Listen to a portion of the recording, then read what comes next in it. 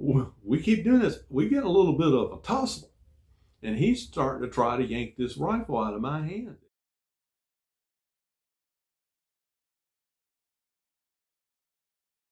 Hey folks, SC Closer here. Friends call me Vic, and this is another episode of Vic's Sea Stories and Tall Tales. I'm going to go back and talk a little bit about boot camp. So this is another boot camp story I'm going to give you today. But this is kind of an interesting story.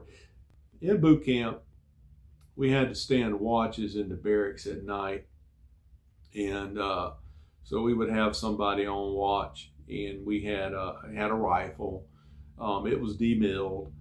It was a Springfield bolt action 1903 rifle is what we had. And we had to stand up near the office, kind of where we could see people coming in and out either into the barracks and the doors. And we had a little podium up there with a little watch book, and we had to make little entries in the watch book and everything. Every so often we had to make rounds and walk around the barracks and tour all the spaces and everything, make sure everybody was in their racks and stuff like that, and people weren't up to stuff they weren't supposed to do, and make sure everything was secure basically. And had to carry his rifle around with us everywhere we went. And I think the watches usually lasted about 2 hours, and then about 10 or 20 minutes before you were supposed to be relieved from watch, you would go wake up your relief, and then they would get up, get dressed, and then they would come and relieve you, and you'd sign in and out of the book, And they're just teaching you how to stand watches is all it is.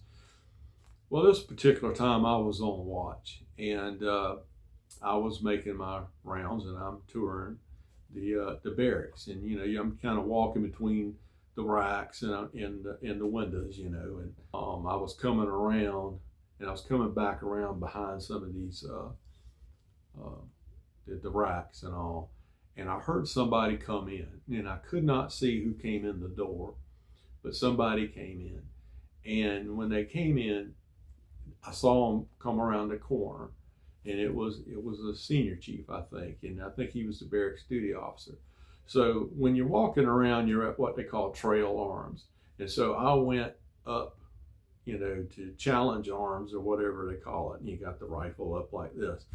And I challenged them, and I was like, I forgot what it is, but I was kind of like, stop, who goes there or something like that. And he's like, this senior chief so-and-so, I'm the barracks duty officer. And so I was standing there, he had walked up to me when he told me, and I was standing there, and he asked me a question, and I don't remember what it was, and I started to answer him, and he grabbed my rifle. Now, I don't know why he's grabbing my rifle, but he grabbed my rifle, and he starts pulling on it, and I'm thinking he's trying to pull it out my hand. So I'm hanging on to the rifle, right, and he's pulling the rifle.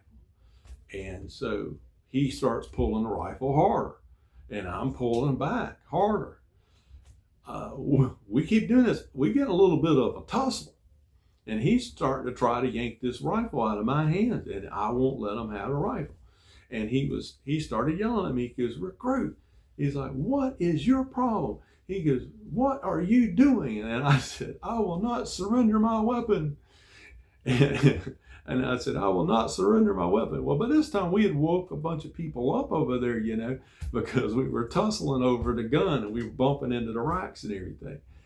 And he started screaming at me. He says, "You idiot." He says, "When I asked you that question, you were supposed to go to present arms before you started to speak, and you were still at challenge arms." He goes, "I'm trying to correct you." And he started cussing me out and calling me all sorts of things. And also finally he forced me to do the rifle like that. And I said, "Sorry, Chief." So he tells me to drop and keep doing push-ups until I come back in here. So I had to take the rifle and lay it down on the floor. There's a certain way we had to do it. And I dropped and started doing push-ups.